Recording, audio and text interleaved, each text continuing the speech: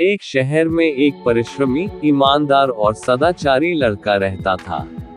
माता पिता, भाई बहन, मित्र, रिश्तेदार सब उसे बहुत प्यार करते थे। सबकी सहायता को तत्पर रहने के कारण पड़ोसी से लेकर सहकर्मी तक उसका सम्मान करते थे।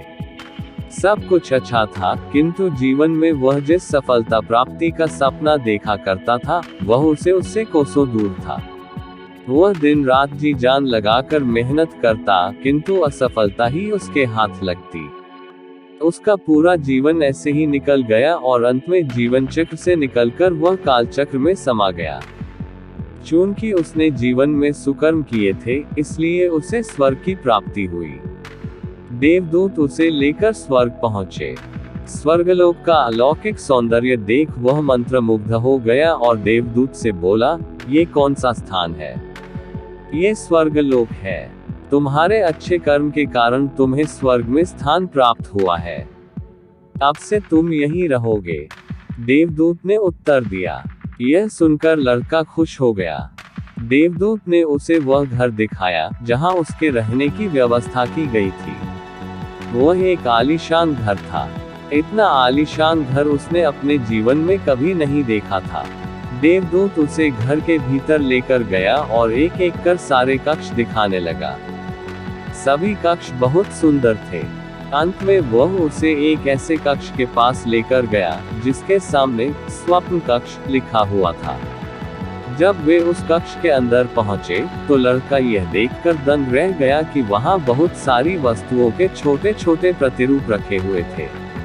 ये वही वस्तुएं थीं, जिन्हें पाने के लिए उसने आजीवन मेहनत की थी, किंतु हासिल नहीं कर पाया था।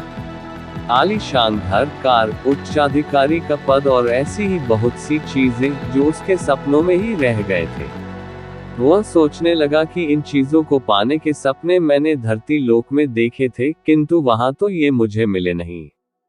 अब यहाँ इनके छोटे प्रतिरूप इस तरह क्यों रखे हुए हैं? वह अपनी जिज्ञासा पर नियंत्रण नहीं रख पाया और पूछ बैठा, ये सब यहाँ इस तरह, इसके पीछे क्या कारण है?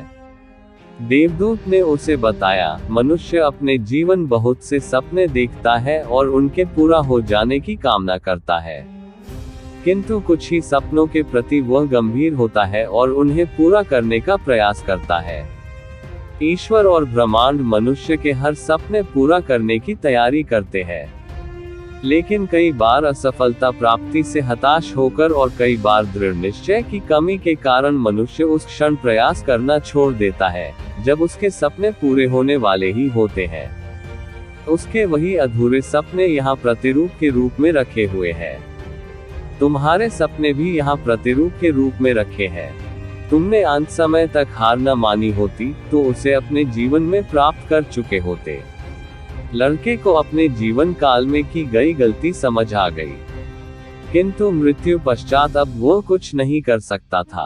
मित्रों, किसी भी सपने को पूर्ण करने की दिशा में काम करने के पूर्व यह दृढ़ निश्चय कर ले कि चाहे कितनी भी मुश्किलें क्यों न आए, चाहे कितनी बार भी असफलता का सामना क्यों न करना पड़े, अपने सपनों को पूरा करने की दिशा में तब तक प्रयास करते रहेंगे, जब तक वे पूरे नहीं हो जाते। अन्यथा समय निकल जाने के बाद यह मलाल रह जाएगा कि काश मैंने थोड़ा प्रयास और किया होता। अपने सपनों को अधूरा मत रहने दीजिए। दृढ़ निश्चय और अथक प्रयास से उन्हें हकीकत में तब्दील करके ही दम लीजिए।